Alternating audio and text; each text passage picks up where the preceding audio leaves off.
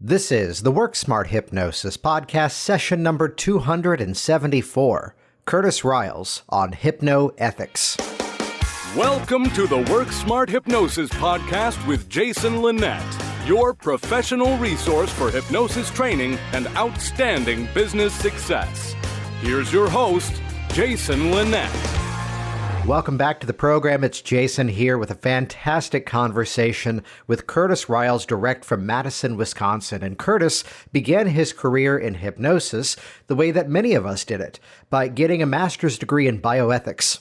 Okay, slightly different background, it turns out. But I mention that because this began a journey of, first of all, looking at research, looking at various studies that were being done, and helping to then modify exactly how the research should be done effectively to produce the best quality results from an ethical perspective, which turns out to be a very natural transition in our current era of evidence-based hypnosis, which is a big part of our conversation here today, this week on the podcast, looking at how it is that we can track the research that's out there, model the techniques that have been proven to be effective, and then ethically make use of them inside of our sessions, ethically present them appropriately in our promotion and our marketing, and build a business that really represents where this industry ought to be going. As opposed to, as Curtis artfully says it, rather than just throwing spaghetti at the wall and just seeing what fits. So we're going to talk about the language of consciousness in this conversation and the idea of upping the game in terms of the ethics and standards in our hypnotic profession, and also, acknowledging where there is and why there is specific gray areas in terms of how we talk about ethics and conversations around the medical boundaries, the ethical sort of scope of practice in terms of our work, which may seem a little heady, but really you're going to learn some really great strategies in terms of best presenting our work, best communicating with the medical profession, and really an outstanding story of someone who's creating a lot of great impact within this profession. You can find links in the show notes over at worksmarthypnosis.com to check out Curtis's Madison Hypnosis Center, which is again out in Wisconsin, as well as his online course, which I'd highly recommend, HypnoEthics. You can find all the details online again at worksmarthypnosis.com. And also, while you're on the web, head over to hypnoformula.com.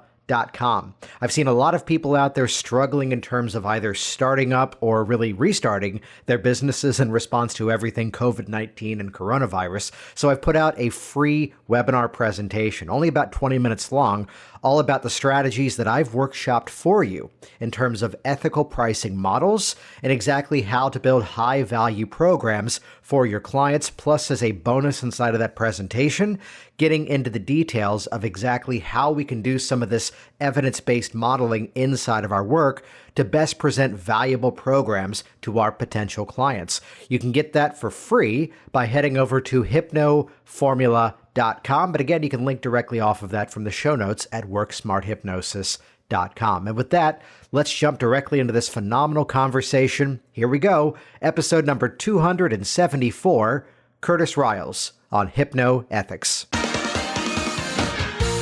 Yeah, I think my first introduction to it was digging through my dad's old books, and I found a copy of Dave Ellman's book. And that sort of got me really interested in hypnosis. Like, oh, what's this hypnosis thing? I read the book and tried out some basic hypnosis things on my friends. But I never really thought too much about it at that point. And I was in a psychology course, and I saw a video where they were experimenting on hypnosis, and they had somebody put their hand in a vat of freezing water and said, hold your hand in there as long as you possibly can. And as you can imagine, maybe 10 seconds or something like that before it gets incredibly cold and painful. And then they hypnotized them and had them do it again. And they're able to keep their hand in there, indefinitely, or so it seemed, right? Obviously, the hypnotist was paying attention to it to make sure it didn't get dangerous or anything like that. And that's when I realized, wow, there really is something to this hypnosis thing. And the power of the mind, so to speak, to change your physiology was definitely something that was really there. And so I began studying it more and more on my own and learning about it, soaking in as many resources as I could. And then in college, I studied philosophy and psychology with an emphasis on neuroscience. And as I'm learning about philosophy of mind and I'm learning about, these psychological theories and how neuroscience works, I noticed that hypnosis was kind of the midpoint between these two professions. It really sort of tied together this notion of consciousness with these sort of scientifically validated tools that I was finding in neuroscience and psychology. And so everything was just kind of pointing to hypnosis to me. And the more I learned, I tried not to get into hypnosis, but the more I learned, it just kept pointing back to it. So. Yeah, I love that nuance of looking at the education of psychology as well as philosophy. And then also here's the neuroscience work. And you're right, that somewhere in that, let's call it that cul-de-sac, to get very specific with metaphors, somewhere inside of that is where a lot of our modern applications of hypnosis are, which is, as someone who tends to be very, Dave Ellmanian in my style, that appreciation of now with the neuroscience, the science that's behind it. So is there a specific experience of something that you were studying that then was bringing you back to the hypnosis that kind of helped to reinforce, I'm sure, the spark of this journey? Yeah, so I think there's two things in particular. One is sort of the philosophy track and philosophy of mind. And as you start studying consciousness and what the mind is, there's a lot of different theories, and you can look at the history of philosophy and how that's developed over time. But essentially what it's come down to is that we're representational beings, and we use language to represent our world. And if you think about it, if you didn't have any language, you wouldn't really have any consciousness. You wouldn't be able to tell one thing from another. I'm looking at my desk and my computer, and if I didn't have separate words for those, I really wouldn't be able to tell them apart. And maybe I don't have the word desk or computer, but maybe I have the word brown and black, or, you can break it down. But if I really had no words for those things, I wouldn't be able to distinguish between them, and I wouldn't have an experience of them being different. And so, as you look at the philosophy of mind and how language really impacts consciousness, that really rung a bell for me with hypnosis, because to the extent that we are helping people shape their consciousness toward a better way of being, we're using language to do that. And we're changing the representational systems in working with them in hypnosis. Yeah. So then along that journey from philosophy and psychology, what was the path before the hypnosis kind of domineered that journey? Yeah. So I took a kind of a long arc to get to where I am. At the same time I was studying philosophy, I was doing work in a neuroscience laboratory studying behaviorism. And I was mostly working with animals, but just seeing how we learn and how the brain works in learning, and, conditioned responses and, the reward cycle and those types of things, and seeing how that really ties into hypnosis. So that's kind of the route I took. I was working in science in a laboratory for a while. I actually developed an allergy to the animals that I was working with. So I left that field and got into sort of different track of clinical research. I worked at the cancer center at the University of Wisconsin-Madison for a while, and that led me into work at an ethics committee at the university. I don't know if you're familiar with it, but every university has something called an institutional review board. It's an ethics committee that reviews clinical research at the university. And so my job working for that committee was to actually review the clinical research that was coming in from a wide swath of healthcare research, and then make recommendations to the board of doctors and lawyers, who would then either vote to approve or request modifications to the research to make sure that it was ethical and in line with federal regulations and those types of things. Yeah, no, that's really interesting, because we often, in our sort of major sort of focus of evidence-based hypnosis nowadays, we're looking at these studies. There's so many moving pieces to it, but they're also making sure that things are legitimate. Like, what would that entail? Like, what would make something an appropriately ethical study versus something even minor that would then have to discount it? Yeah, so, there's a lot of factors into that. That's not an easy question to answer. Yeah. But basically, there are some basic principles that you're looking for. And there's four sort of overarching principles in bioethics, if you're taking sort of a principlist view on what's ethical. One is respect for persons, and that includes, respecting people's autonomy, getting informed consent, making sure that you are using those evidence-based practices where you can actually say, hey, this does work, and you're not just trying to see what sticks. The other one is beneficence and non-maleficence. So basically, you should be offering a benefit and not doing any harm. Yeah. And then justice is another component to that as well. So you're not targeting one group over another. All the risks and the benefits are equally distributed across different populations. Yeah, got it. So then along that journey, when came the path, just to kind of build the foundation for I know where we're going, when came the journey of actually, let's say, opening up shop and working as the hypnotist?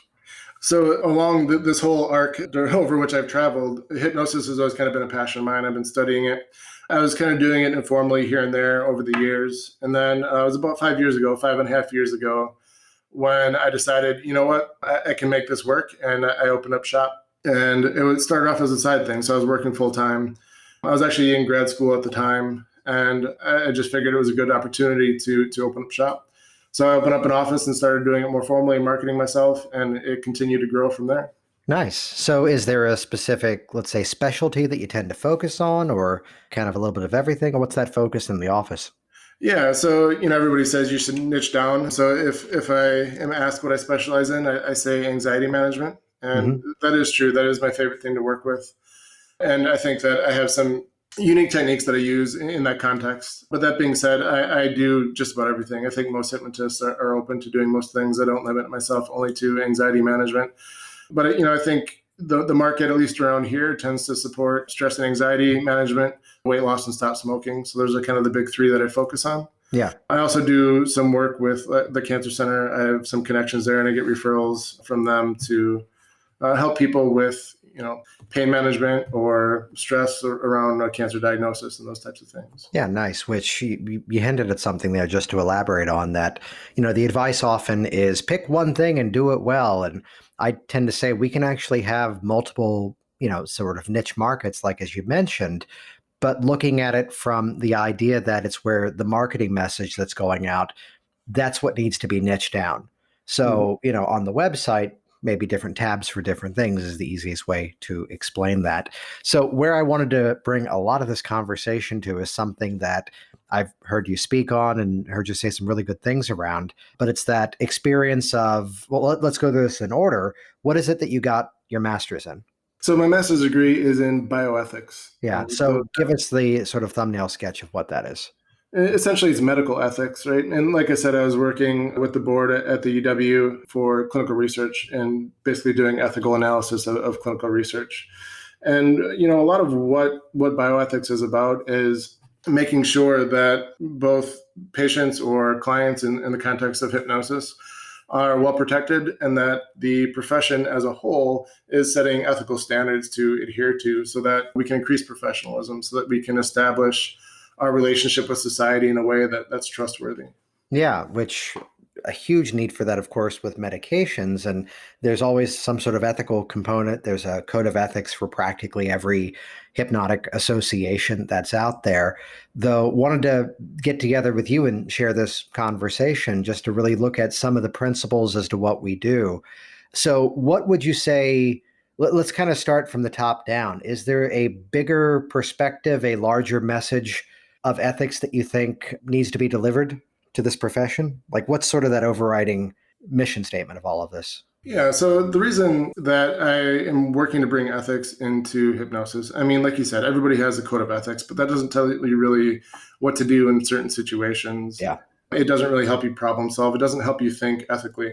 And I'm not here to tell people what's right and wrong. I'm here to help them have some extra tools to evaluate that and hopefully to set some standards in the profession. Because I think as a whole, hypnosis runs the risks of being shut down, essentially, right? There are a lot of organizations that really do not like what hypnosis does, and they make a pretty strong argument that hypnosis in general is unethical. And my point of view is they have some points, but hypnosis isn't inherently unethical. And I think it's up to us as practitioners to really raise the bar and say, okay, how are we going to make sure that we do have the ethical foundation to move forward, to protect our clients, to protect ourselves as practitioners, and to protect the overall industry? Yeah, I'd tell a quick story here to kind of, open up this dialogue. That it's years ago, and a woman calls me up and she's wanting to do weight loss. And yet, as she now begins to explain as her words, cocktail of medication that she's on as someone who's diabetic, this was where, I saw it was going to be appropriate to pause the process. And, the route was, I'm going to send you the office forms and I'd like you to please fill them out and then send them back to me. As of today, I finally got rid of my e-fax, so that's going to date the story. But I had her then send me the forms by fax today. I just say, send it from your phone or, scan it perhaps. But once I had those, then I sent that to the doctor who had prescribed the medications, and then was seeking there, as I learned it early on, the acknowledgement that they know we're working together. I wasn't using the word referral. And this turned into a great conversation with this doctor who calls up. And I mean, I'd only rack it up as ignorance. And I say that in a very simple way, not in a judgmental way. She goes, how are you going to cure diabetes with hypnosis? Mm-hmm. My response was, oh, that's easy. I'm not. Your patient, and using those words specifically, thank you, Scott Sandland, your patient called me up because there are some specific, and some of this was stacking the influence. Your patient called me up and she explained that there's some recommendations that you've given her that she's having a hard time keeping up with. So we're going to use hypnosis as a motivational tool to make those changes even easier. So basically, it's my job to help her follow your instructions better. And the doctor pauses and goes, oh, hell, can I send you 10 more people today? And she didn't. She sent 12 that week.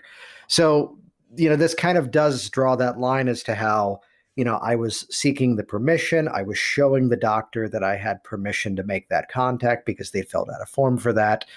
But then also very clearly staying within my lane as to this is where the work can be done. And I think across the board, the majority of us may agree that that's the appropriate route. There's a moment at a conference years ago where I had to turn around and say something as someone was saying to someone else, don't bring your daughter to that doctor. I can cure that for you. Mm-hmm. And I think you're right that most people would agree. However, I don't think everybody agrees where, you mentioned staying in your lane. Yeah. I don't think everybody agrees what lane that is exactly, or where the boundaries on those lanes are. And I think that's sort of the ethical gray area where we need tools to evaluate that. And I think to the extent that we can, as an industry as a whole, start to agree at least on some of that, we'll be much better off in the long term. Yeah. So let's branch off of this diabetic client example. What are some of those factors that we could either add or take away from that to build a better communication and build a more ethical situation? Or let's expand it, which is that here's the person who's coming to you and they've got a history of anxiety, and let's say they're currently on medications for that. What are your recommendations for that? Right. So, I think as a hypnotist, right, I don't touch the medication component. Yeah. I acknowledge that, okay, you're on medications, great. A lot of times when I work with anxiety, people say, well, I want to do hypnosis because I want to be cured of anxiety. I want to get off my medications. And what I tell them is I can teach you how to, manage anxiety better, to feel more calm or confident or whatever it is they want to feel. We first define exactly how it is they want to feel. And we'll work on creating that. As far as the medications go, I say, that's between you and your doctor or your psychiatrist or whoever prescribed your medications. I encourage them to let them know that they're doing hypnosis. If it's a doctor, I often will, reach out exactly like you said and say, hey, I'm working with your patient on hypnosis, and it's a great way to build relationships with the medical profession. But I don't always do that. And so when I don't do it, I say, well, the medication is between you and your doctor. I really can't talk about that one way or another. If it's your goal to get off of that, please consult them. Right. So it's kind of setting that medical boundary. I think one way that I would tend to define that lane is that we're not working with diagnoses and we're not working with treatment. Yeah. And I think that is one area where I see a lot of hypnotists sort of veer out of their lane for claims of cures or claims of treating particular diseases, those types of things. And I think that's potentially problematic. Yeah. I was where the one danger of the process is unqualified work.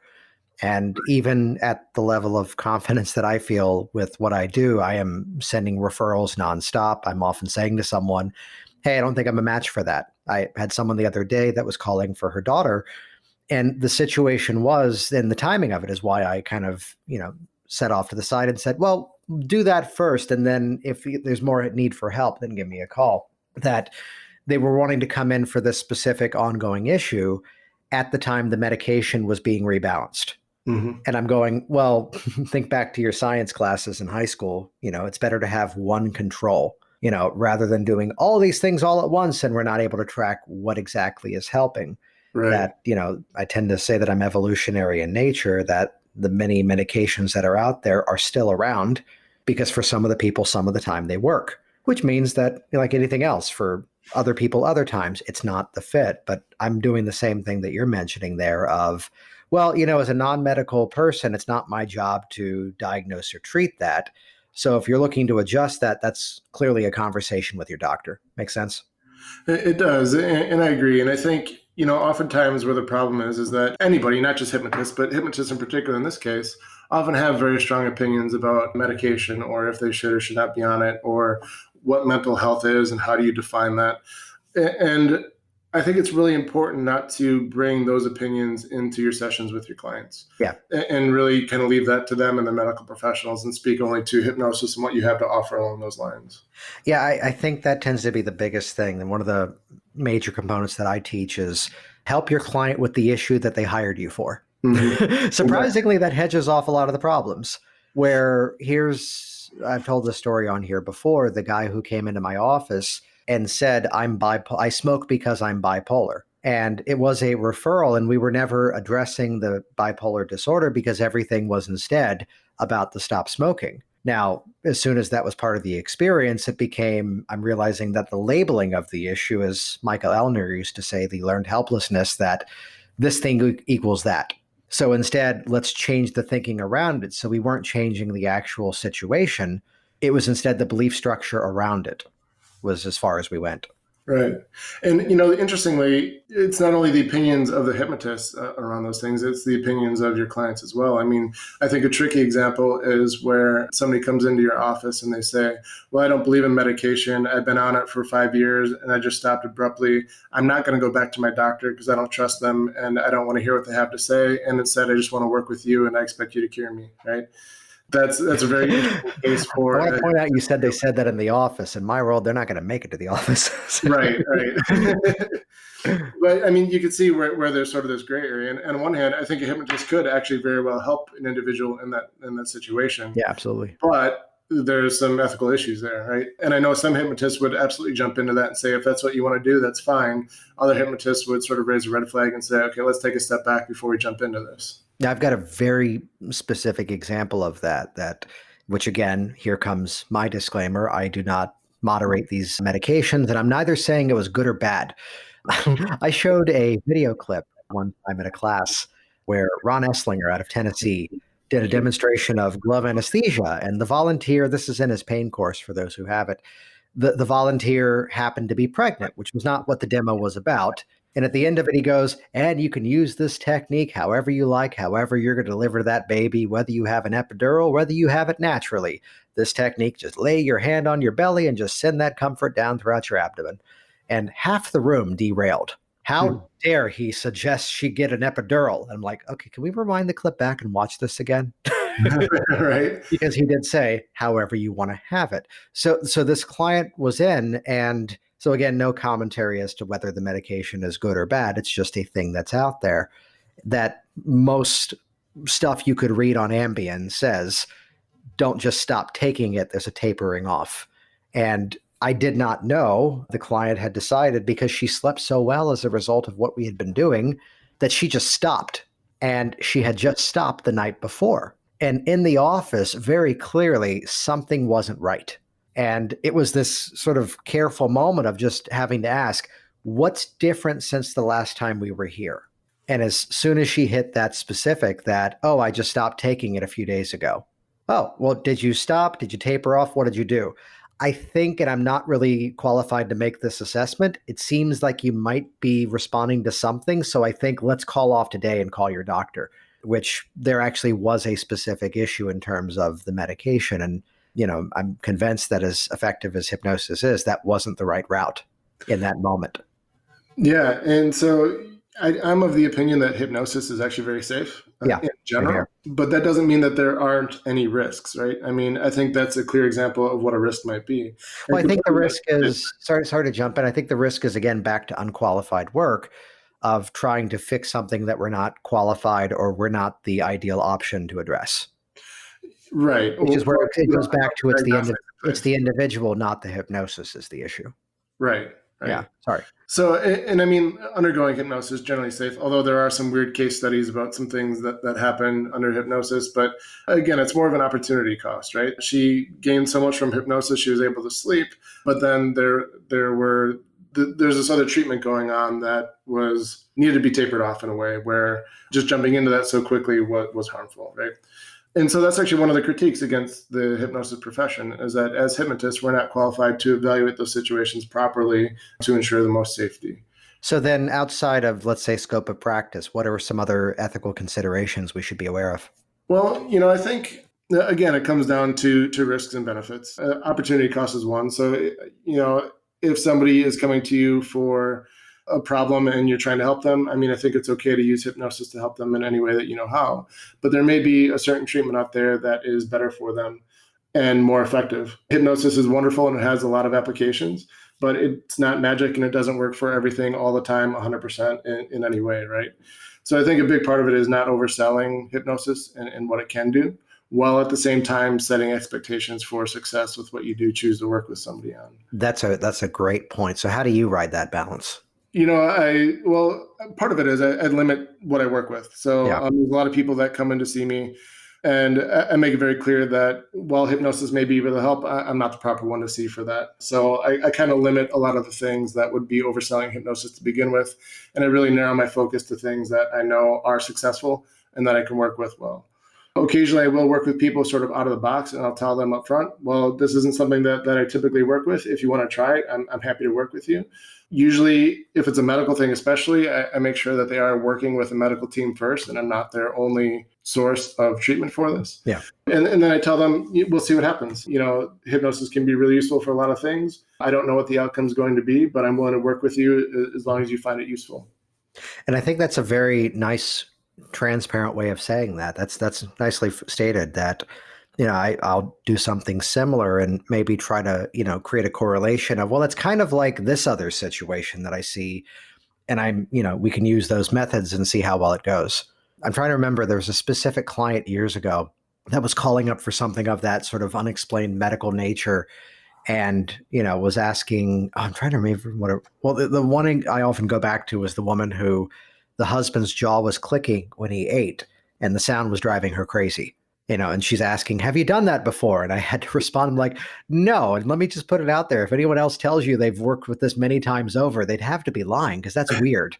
But here's what it's like and here's how we can help you. So I'm very proud to tell you that's the first time I've ever had that call.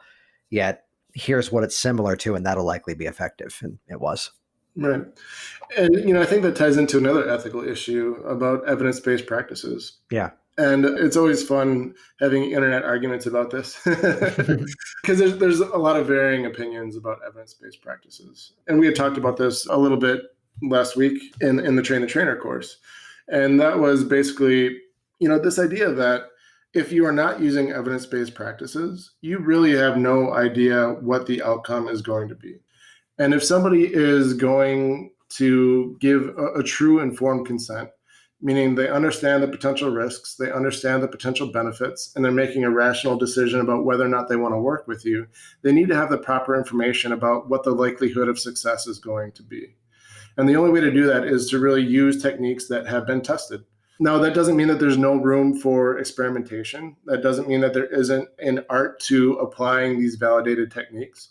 But it does mean that you have to have a foundation for, something you can point to, a research study that says, hey, this has been tested against these other conditions, and we've shown that it actually works better than either nothing at all or this other treatment or something along those lines. Because then you can say, hey, I know this actually works because it's been tested. Not just, I really believe it and I think it's great and people have told me that it's wonderful.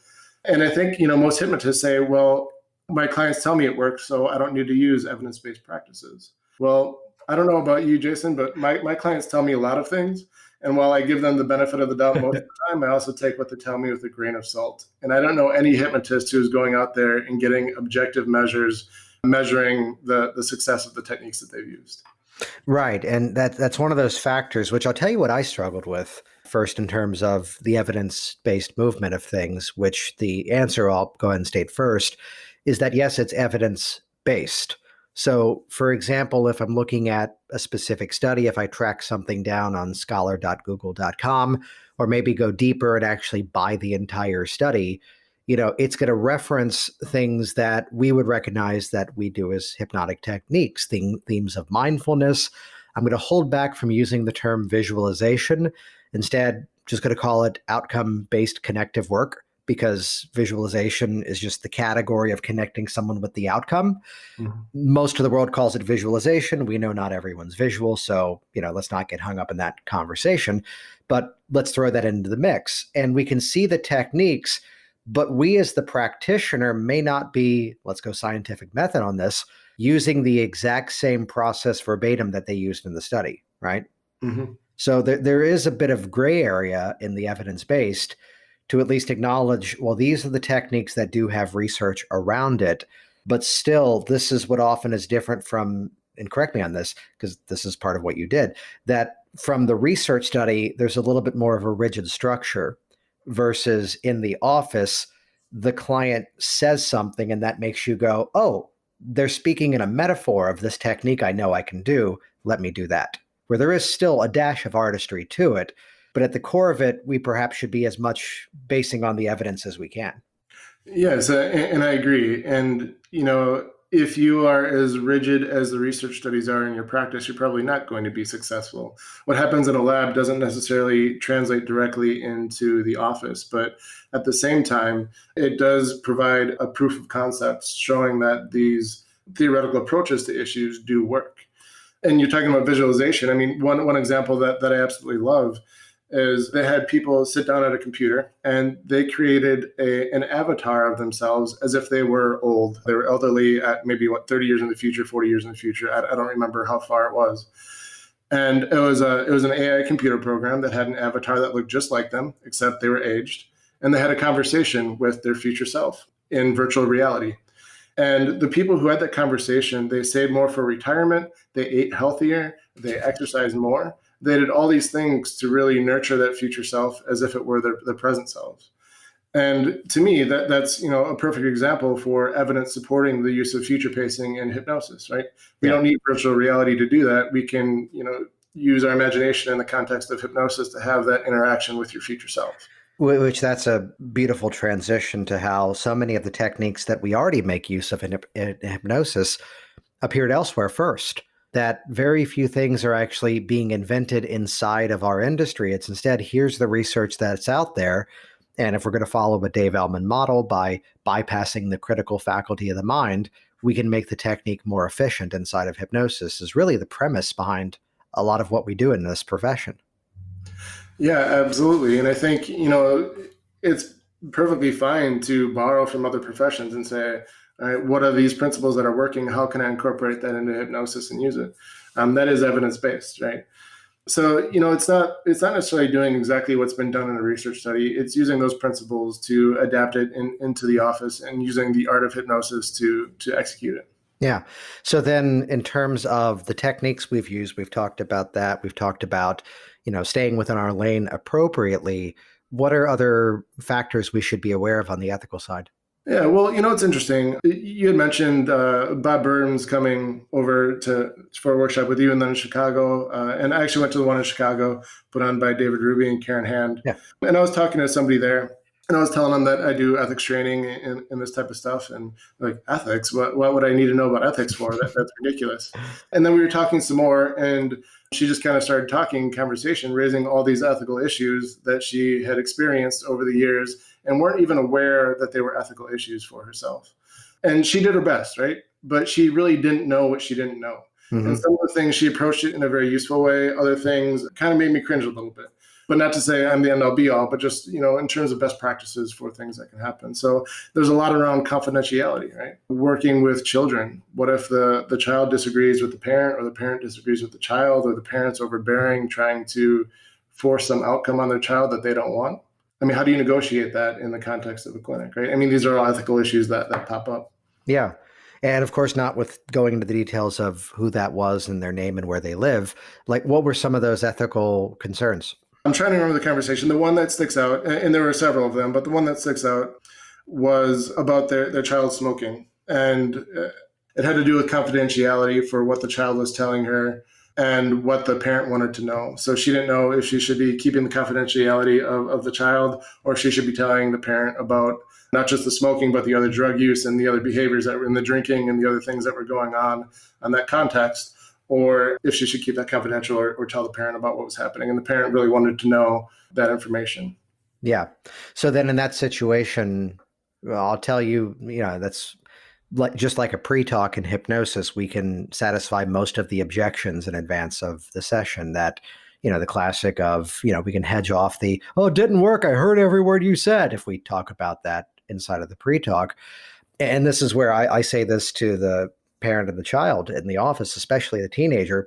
And I've since modeled the previous episode. We'll link to it in the show notes with Scott Sandlin about working with teens, that, from this point forward, everything in the process is between me and your son. And if you ask me detailed questions, I'll smile and say, you have an amazing son. It was an honor to work with him. And then I look immediately over to the kid and go, however, if there's anything that's going on that would put you or anyone else at risk, it's all game on. So as long as you both know that, we can work together. If that's a concern, I may not be the best fit. So I'm kind of setting the frame for that before something suddenly arises, which, yes, that's going to push some people away. But then I don't want to be the one, moderating that one. So what would you recommend in that situation? Well, I think you handled it great. And I think that really comes down to informed consent ahead of time. Yeah. And there's various ways to do that. I actually gave a talk at the HPTI conference in Vegas on informed consent. And there's lots of different ways to do it. You can have people sign a form where you outline all this stuff about confidentiality and how you're going to protect it or not. I think the only caveat to that, Jason, I would say, is if the kid was saying that they're going to harm themselves or somebody else, that's definitely information that would need to be divulged. Mm-hmm. But you should have that written ahead of time so that they understand that if that comes up in the context, you will be talking to other people about it. So they understand the scope of that confidentiality. So, yeah, the informed consent is really an important part. And whether you do that sort of built into your pre-talk or whether you have an informed consent form, as long as people understand what they're getting into ahead of time, I think that's the key component to it. Yeah. Yeah. So then sort of as a profession as a whole, looking at different examples, we find ourselves in an interesting situation where we do not have to necessarily follow HIPAA regulations as practitioners because we're outside of that field. What I've said for years is that, however, it's in your best interest to follow them as closely as possible. And I would agree with that. HIPAA can be really complicated as well. So I don't know that it's necessary to fully take on all the protections of HIPAA. But the confidentiality protections, despite the legal requirements in HIPAA, which most hypnotists don't have to adhere to legally, ethically, they're just a good idea, right? Yeah. So ethically, such as what? Like what examples of that? So, conducting sessions in a private room so that, people in the waiting room aren't able to hear everything that's going on. Maintaining files for a certain amount of period of time, but keeping them under password protected files if you're using a computer or a locked drawer, making sure that access to information is protected. These are all things that are really important for confidentiality.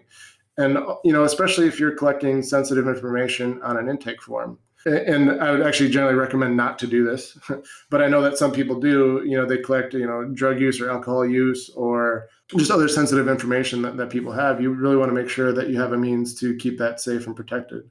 Forms of communication as well. If people consent to, communicating through email or something along those lines, especially if you're using, a common email platform, they should understand that that's not necessarily confidential. And so if they are providing sensitive information or updates on treatment through email, the person should agree to that and understand the confidentiality risks that come with that. Yeah. So this could be a dialogue that's suddenly daunting to someone who's brand new, which they're now looking at, okay, so what can I work with? What clients do I want to help? Do I want to pick a specific thing? So for someone just getting started, what would be your best recommendations? Recommendations for being ethical or recommendations for confidentiality? Let's say just in general in terms of the ethics of our profession.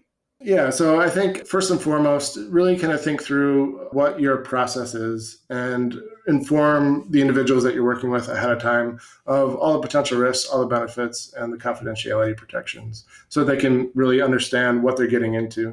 That's very different than, putting a shingle on your door and opening up and then figuring it out as you go. I think you really want to have that process outlined ahead of time. Ideally, you're finding a good training program that will incorporate that process into the training so that it's a lot easier for you. Yeah, which this is one of those benefits, and not just because I help train for one, but this is the benefit of, the various organizations that we have of having, here's a published code of ethics, there's a strength in numbers aspect of that, but then also having that soundboard to go, hey, here's something that's going on. What should I be aware of? And even better, as most things turn out to be, how do I prevent this in the future so I don't run into this? Mm-hmm. Absolutely. And, I think, another part of that is just really being honest and open about what hypnosis is, how it works, and what it does, and not overselling it. I know hypnosis is a really interesting field because it incorporates sort of a lot of spiritual work. There's a big range, everything from like very spiritual work to very scientific and industrial, so to speak, and everything in between, and a large mix of all those things. I'm not here to say, don't do all that, but I think being really upfront and honest about what you're getting into with people is super important, because hypnosis isn't necessarily just one thing. And when you are doing hypnosis with somebody, you're not only representing yourself, but you're representing the entire hypnosis industry. And I've actually had people that I've worked with say, well, I've seen a hypnotist before, and I was in the middle of the session with them, and it got really spiritual and religious, and it's not my thing at all. It made me really uncomfortable. And it took me 10 years to see another hypnotist before I went back to it. But I could see how there is benefit to it, so I'm working with you, right? And so they weren't aware that they were getting into that type of a situation ahead of time. It made them very uncomfortable. It violated their own religious beliefs. And it's problematic if people don't know about it ahead of time. So I think that informed consent component is really important in defining what you're doing and letting people know about it. Yeah, and I think the mindset of see the client where they are, help them to get where they want to be, and let that be that journey. Yes, I now have to quote George Carlin, who reduced the 10 Commandments down to one: "Thou shalt keep thy religion to thyself." But I'm also considering this past Wednesday night we were doing the live online training that I do, and the class maybe only derailed for like 2 minutes, because as soon as I referenced that the technique that we were about to practice was a resource-based regression, remember a time you felt confident, go inside of it and draw that as a resource and anchor it, is the sequencing of it. And because I had suddenly used the R word, regression, someone was caught up in a situation similar to what you've just described, which was that, oh, I went somewhere and they were trying to convince me it was alien abduction. Don't you hate when that happens? But to look at, again, the nature of where we are in the process and not necessarily bringing in, other fields and that sort of thing, which for the most part, I'd say we're preaching to the choir of the audience here. You put together a course, though, specifically for hypnotists, right? Yes, I did. Yeah. So I have an ethics training course at hypnoethics.com, where mostly I outline different ethical ways to think about problems that come up. I do highlight, a few cases that come up in hypnosis, but really it's more just giving you the tools to think through things that come up, so that when you are presented with an ethical problem that wasn't covered in your trainings or that nobody even thought of beforehand, you're able to bring these tools to the situation and figure out, how should I approach this based on best ethical standards. Yeah. So what's the website to track that down? hypnoethics.com. Nice. And how else can people get in contact with you? You can contact me through hypnoethics.com. I also have a Facebook page, HypnoEthics, and I run the Madison Hypnosis Center in Madison, Wisconsin. So that's where I do my hypnosis practice out of. Excellent. We'll put links to everything over in the show notes at worksmarthypnosis.com. And Curtis, any final thoughts for the listeners out there? Yeah, I think, one thing to think about with ethics is that it is really important to build that professionalism. And you're not only working with yourself and with your client, but you're really acting as a bridge between that client and society. And how you represent that, the more ethical you can make that, the better it is for your business, the better it is for your clients, and the better it is for the industry as a whole. And so really just working to keep an open mind. I know a lot of times people get very defensive when I talk about ethics, and it's important to kind of evaluate what you're doing and say, could I do this better? Or what are the best practices here? So just kind of keep an open mind to that as you move forward in your practice, and think about, how can we build the industry as a whole rather than just building your own practice. Jason Linett here once again, and as always, thank you so much for sharing this on your social media streams, leaving your reviews online, and also interacting with our outstanding guest. You can find out more about Curtis by going to the show notes at worksmarthypnosis.com. And once again, if you're looking for a means to better start up or even scale up your hypnosis business, I've put together a free webinar on-demand presentation. You can check that out over at hypnoformula.com. It's the Hypnotic Pricing Formula Workshop, how to increase your sales and increase your value without sounding like a sleazy salesperson. And again, that's completely free for you over at hypnoformula.com. Check that out, and I'll see you next week. Thanks for listening to the Work Smart Hypnosis podcast at worksmarthypnosis.com.